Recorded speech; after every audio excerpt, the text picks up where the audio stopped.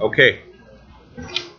The rules that we've been learning in the Rambam these days have been concerning keeping just sales, making sure the transactions are proper. When you commit to a transaction, how to keep it, what is considered a verbal agreement, if that's considered a transaction, and when you back out of it. Today we're going to talk about another concept which is very in this general category, which is called Gneivas das, which means stealing someone's mind. Really it means basically fooling them. But many times you could be fooling them and you didn't steal a penny from them. So the question is, when is it considered forbidden to fool someone when you didn't steal anything from them? And when is it actually permissible that you're allowed to do it as well? We'll go through some cases when it's permissible as well, not just say what's forbidden. Now, we'll start off with the most simple source of where all these halachas stems from. It says by, a goy, we're not allowed to steal from a goy just like we're not allowed to steal from a yid. It's 100% forbidden min Torah for both. There is a rule though that if let's say you want to sell something to a guy, can you sell him something and say it's something else, even though he's not going to lose anything? The famous example would be that you say, this meat that I'm holding, it's kosher meat. Now a non-Jew does not need to keep kosher. And you're going to tell him that here, buy my meat, and you say to yourself, why am I selling him kosher meat? He doesn't need to keep kosher, and he's willing to buy kosher meat from you, and he goes to you. You're not allowed to sell him non-kosher meat, even though that in essence he didn't lose out anything. The quality is exactly the same, whatever it may be, but the mere fact that you are misleading him is. So let's say that you're giving him in a way where the quality overrides the, you can have a nicer, more expensive type of meat, in a way that you're not stealing value out of him. Let's just say that would be like the biggest, I guess, example of a little exaggerated example, but it's true. Kosher meat does cost more. Now, why did the non-Jew want to buy kosher meat? Well, for whatever reason, he thought it was healthy or whatever it may be.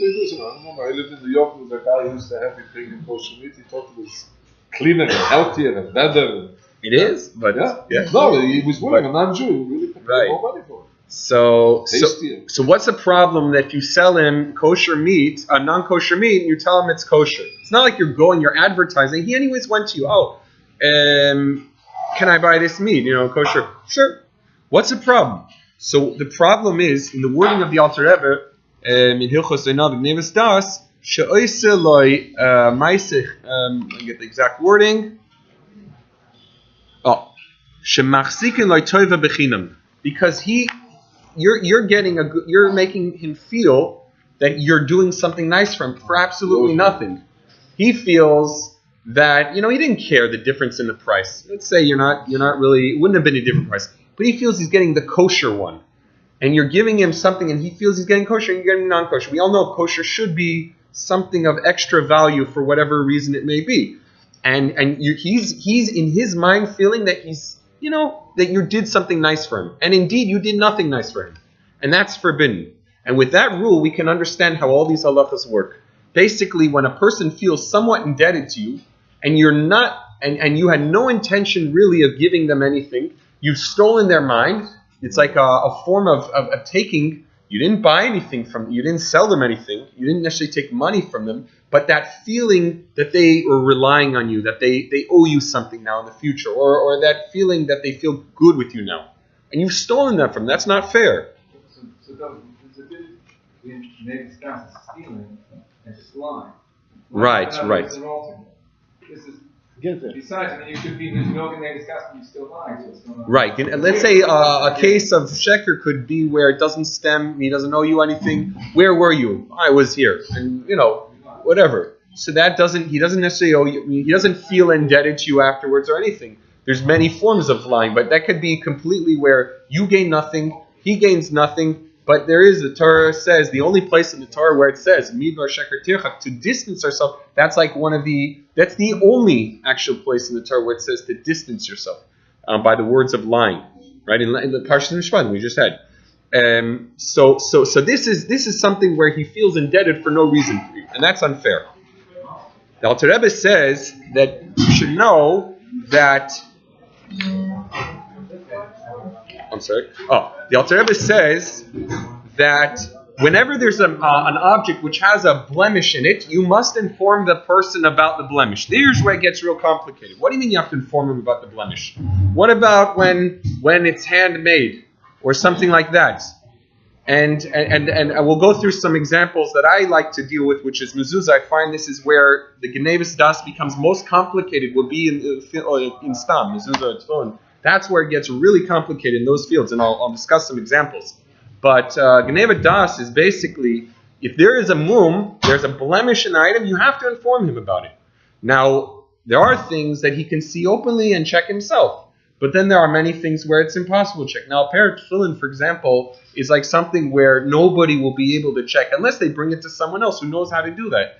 But, just opening it and stuff can be quite complex, and putting it together would be, you're not going to, unless you know how to do it, it's not going to happen. So obviously selling, a lot of times people buy stuff and they don't know what's inside. So it's all based on trust. So, it's always good to say, can I see a copy? If you buy tefillin, for example, you want to see the photo or the Xerox of the parchut, what they look like, so you have them for record. A lot of times I've seen stuff, I opened the tefillin and it was b'chol not what they originally had. Different parchut, maybe it was mixed after time. Maybe they told me they thought it was this type of, they thought it was Alter Rebbe Ksav, and it was just a Rizal, or, all types of things where people just thought, or always ask for a paper where it shows the copies of it, so you have that, for example. Even a mezuzah where you can look at it, it's not a big deal to open it. There also you can have sometimes questions regarding Gneivas das. For example, when there's not a hiddur in it, it's not only not a hiddur, you feel you paid this much and you were supposed to get such and such, but you really got something totally different for what you were expected to pay for.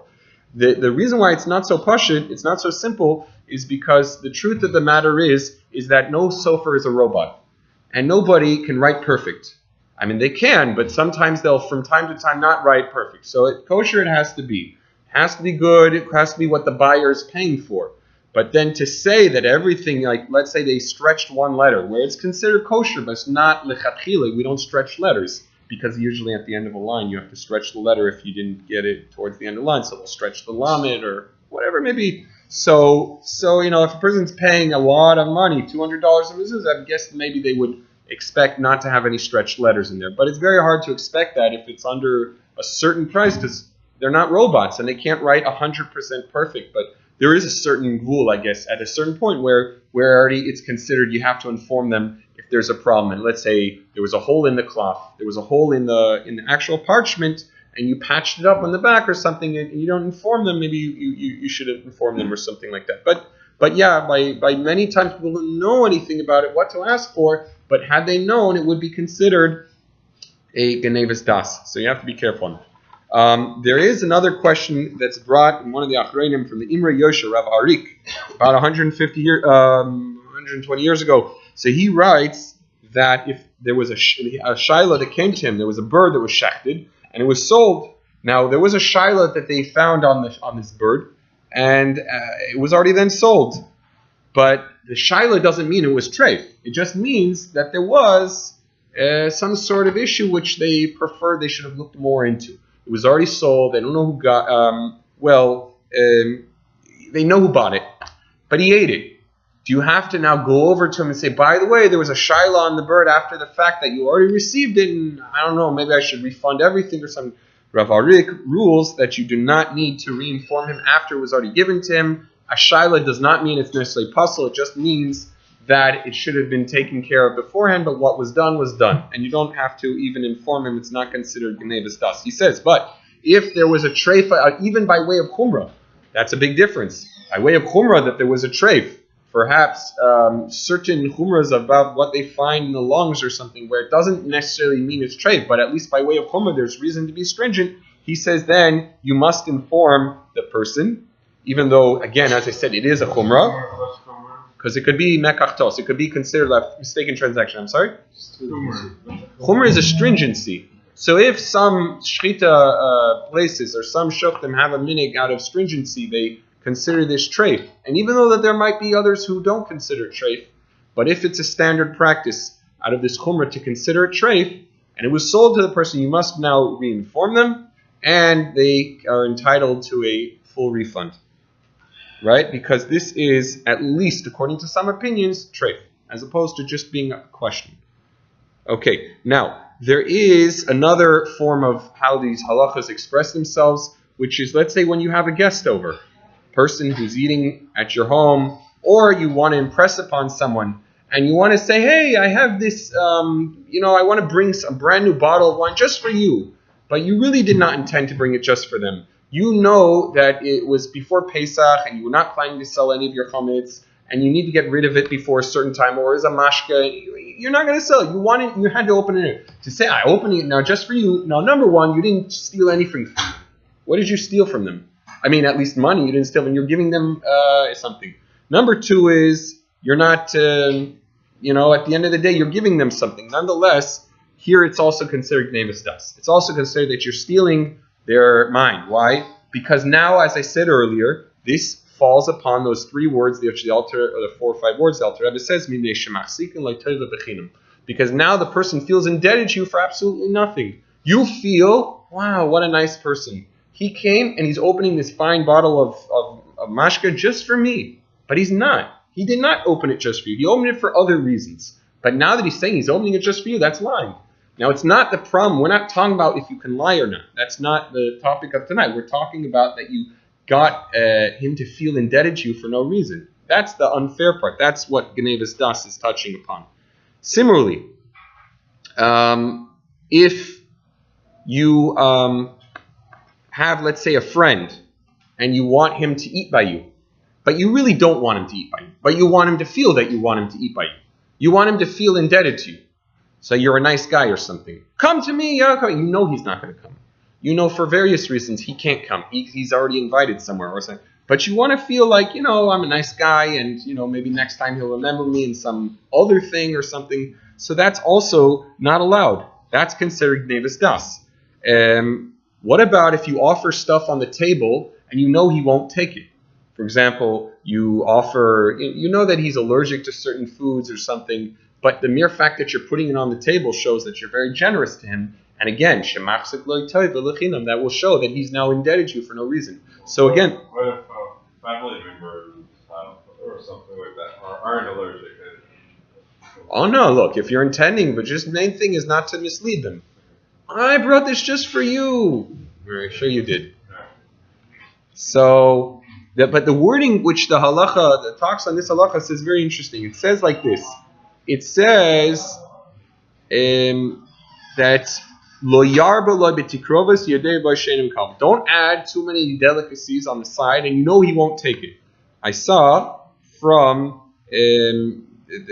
one of the mefarshim here, which is brought in the name of the Smeh. The Smeh says this is only when you are adding things which are above the normal. But sometimes there's normal extra things that you'll add on the table. Those things you should add, and even if you know he's not going to take them, it's also considered a form of honoring him. Because it's normal, like I guess people have soup, salad, and all the things, and whether or not he's going to take it, even if everyone gets their own plate, you can serve him and dessert and everything.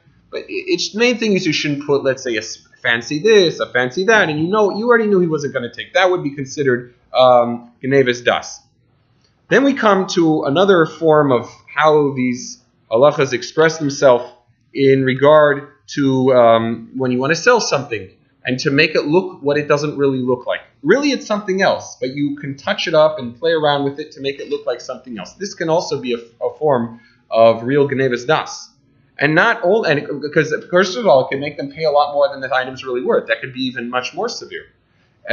So says the Shulchan Aruch, you're not allowed lefarkis es ha'adam u'behema v'keim la'ondu limachar. You cannot take items. Let's say we're going to sell a slave in those days, or you're going to sell an object, or you're going to sell an animal, and you put makeup on it, or you put colors on it, and it looks like it's brand new, but it's not.